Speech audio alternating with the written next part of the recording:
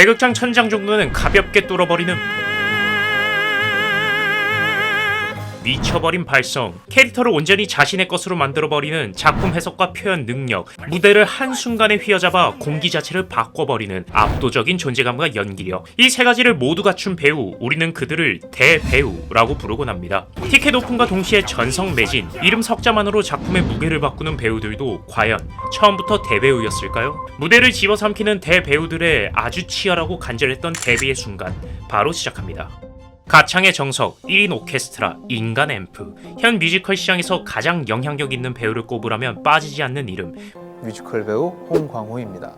탄탄한 테크닉과 따뜻한 미성, 그리고 작품마다 성대를 갈아 끼는 수준의 폭넓은 음역대까지 길고 안정적인 호흡이 받쳐주는 탈인간 수준의 발성은 매번 관객들을 놀라게 하죠. 조승우 배우는 홍광호의 노래를 들으면 내 노래가 쓰레기처럼 느껴졌다 라고 표현했고, 노래하면 빠질 수 없는 박은태 배우조차 데뷔 초에 그의 노래를 들으면 기가 죽었다 라고 말했을 정도죠. 이런 홍광호 배우에게도 앙상블 실은 존재했습니다. 상상이 안 되겠지만 불합격이라는 쓴맛을 본 적도 여러 번이죠. 중앙대학교 연극영화과에 재학 중이던 1학년 시절의 홍광호, 당시 졸업 공연에서 앙상블이 필요해 광장병사 1을 맡게 됩니다. 공연을 보러 온 뮤지컬 명성황후의 조연출이 그의 연기를 눈여겨보고 이전 오디션에서 탈락한 그에게 앙상블의 결혼이 생겼다며 공연 종료 후 바로 연습에 참여할 것을 제안하게 됩니다. 이렇게 그는 2002년 뮤지컬 명성황후를 통해 뮤지컬 배우로서의 첫걸음을 내딛게 됩니다. 데뷔 무대 이후 홍광호 배우가 다시 무대에 선 시점은 4년 뒤인 2006년입니다. 대학교 1학년 때부터 대극장 뮤지컬로 데뷔한 그였지만 이후 계속된 오디션에서 탈락의 고배를 마셔야만 했다고 하죠. 실력을 더욱 갈고 닦은 그는 국내 라이선스 출연으로 올라왔던 미스 사이공에서 아시안 앙상블을 맡게 됩니다. 그리고 종막 일주일 전 주연 크리스 역의 마이클리 배우가 목에 이상이 생겨 공연을 이어나갈 수 없게 되자 언더스터디였던 홍광호 배우가 처음으로 주연으로서 무대에 오르게 됩니다. 무사히 공연을 마친 뒤 2007년 뮤지컬 스위니 토드에서 토비아스 역을 맡은 그는 호평을 받으며 대체할 수 없는 뮤지컬 업계에서 압도적인 1위를 향한 시작을 본격적으로 하게 됩니다. 그리고 2009년 마침내 뮤지컬 지킬 앤 하이드의 헨리 지킬, 에드워드 하이드 역에 캐스팅된 그는 압도적인 가창과 지킬과 하이드의 분열을 설득력 있게 그려내며 노래 잘하는 신예를 넘어 뮤지컬 시장의 중심에 서기 시작합니다. 그 순간부터 홍광호는 대체 불가능한 이름이 되어버리죠. 이 이후로 그는 마치 날개를 단 듯 대부분 분들이 모두 아실만한 화려한 커리어를 이어나가게 됩니다. 오페라 유령, 맨 오브 라만차, 노트르담 드 파리, 데스노트, 시라노, 물랑루즈, 일테노레 등등. 홍광호 배우에게는 리즈 시절이라는 말이 어울리지 않죠. 언제가 전성기인지 구분이 안 될 만큼 매 작품마다 진화를 거듭해왔으니까요. 이제는 한국 뮤지컬의 명확한 기준이 된 홍광호 배우님이었습니다. 아이돌 출신이라는 수식어를 완벽히 지워버린 배우, 아이돌은 뮤지컬을 잘하지 못할 것이란 물음표를 온전히 느낌표로 바꿔낸 뮤지컬 배우 김준수입니다. 반갑습니다. 날 것 그대로의 감정, 무대를 찢어버리는 폭발력, 그리고 캐릭터에 자신을 던져버리는 몰입, 특히 고음을 밀어올릴 때 날카롭고도 그 처절한 울림은 그만의 시그니처가 됐죠. 동방신기라는 그룹에서 시아준수라는 이름으로 아이돌 업계에선 일찍이 탑에 오른 그였지만 뮤지컬 업계에서 김준수라는 이름은 기대만큼 의심과 걱정의 시선 역시 적지 않았던 것이 사실입니다. 당시만 하더라도 뮤지컬, 성악, 오페라와 같은 장르들의 구분이 대중들에게 확실히 강인되지 않은 상태에서 김준수 배우의 정석적이지 않은 발성과 특유의 음색은 뮤지컬스럽지 않다라는 의견이 지배적이었습니다.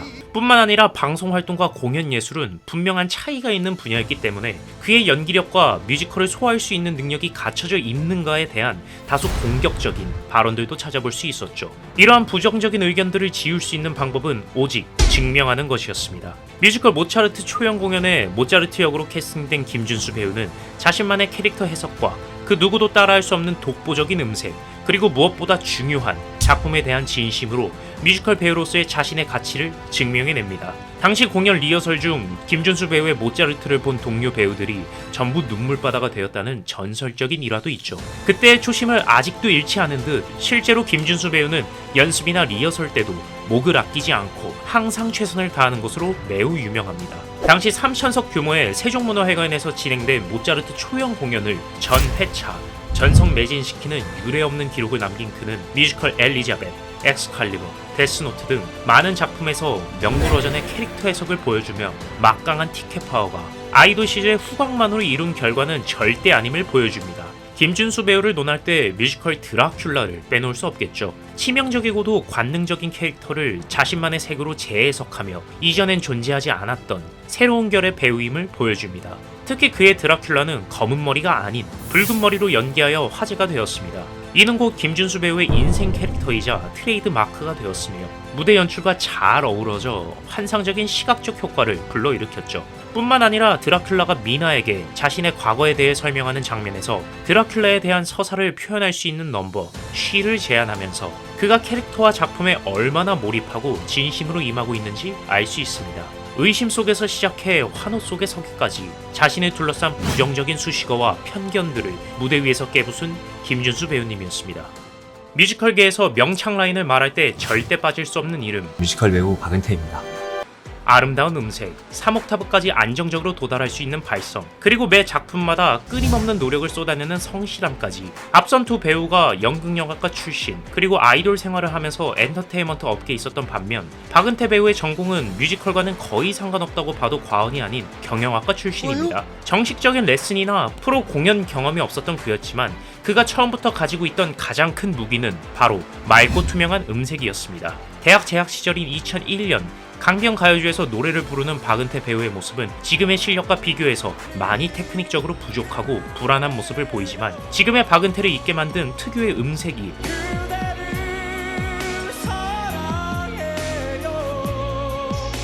그때도 있었음을 확인해 볼 수 있죠. 그렇게 강변가요제에서 동상을 수상한 그는 가능성을 확인하고 뮤지컬 배우를 향한 본격적인 도약을 시작하게 됩니다. 그리고 2006년 그는 뮤지컬 라이언 킹의 남자 앙상블 5번으로 데뷔하게 됩니다. 여기서 충격적인 사실은 그가 테너 파트가 아닌 베이스 파트로서 공연에 참여했다는 것이죠. 실제로 박은태 배우의 음역대는 초반엔 그리 높은 편이 아니었다고 합니다. 겟세만의 난 괴물, 내 운명 피하고 싶어와 같은 초고음역대의 넘버를 소화할 수 있는 지금의 박은태 배우는 피나는 노력과 연습으로 만들어진 노력형 천재라는 것을 알 수 있는 대목입니다. 뮤지컬 노트르담 드 파리에서 그랭 구아르 역을 맡은 그는 이전과 비교해서 훨씬 더 좋아진 발성과 넘버 소화력으로 크게 주목받게 됩니다. 마침내 2010년 모차르트 초연 공연에서 그의 존재를 대중들에게 확실히 각인시키게 됩니다. 원래는 모차르트 역의 언더스터디로 공연에 참가할 예정이었으나 조성모 배우가 발목 부상을 당하게 되면서 그 자리에 박은태 배우가 들어가게 되었죠. 조성모 배우에게는 큰 불운이었겠지만 박은태 배우에게는 뜻밖의 행운이자 큰 기회가 찾아온 셈입니다. 당시 무명 배우였던 그에게 주어진 회차는 단 1회차. 그저 한번 땜빵 메꾸는 배우로 끝날 수도 있던 자리였지만 박은태 배우의 공연을 본 관객들의 호평이 입소문을 타며 마틴의 회차를 추가적으로 얻게 되고 연습실에서 워낙 열심히 연습하던 박은태를 본 임태경, 박건영 등 다른 모차르트 배우들이 본인들의 회차를 양보해주며 총 7회까지 공연 회차를 늘릴 수 있었습니다. 박은태 배우 스스로도 본인이 운이 좋았던 케이스라고 말하곤 합니다. 하지만 준비되지 않은 사람에게 그런 운은 의미도 없을 뿐더러 찾아오지도 않죠. 이후 지저스 크라이스트 슈퍼스타, 프랑켄슈타인, 지킬 앤 하이드, 스위니 토드까지 고음역대 넘버뿐만 아니라 저음까지 스펙트럼을 확장하며 끊임없는 도전과 노력, 그리고 항상 관객들에게 놀라움을 선사하는 박은태 배우님이었습니다. 오늘 소개해드린 모든 배우님들이 비교할 수 없는 탁월한 재능을 갖고 있었음에는 틀림없습니다. 하지만 지금의 자리에 닿게 한 것은 그 재능을 끝까지 밀어붙인 피나는 연습과 집요한 노력, 그리고 포기하지 않은 시간들이었겠죠. 각자의 자리에서, 각자의 무대에서 지금 이 순간에도 묵묵히 자신의 길을 걸어가는 모든 분들께 이 영상을 바치고 싶습니다. 그리고 여러분의 무대 위에 가장 빛나는 순간이 찾아오기를 진심으로 응원하겠습니다. 인생이라는 작품에서 우리는 언제나 주인공입니다.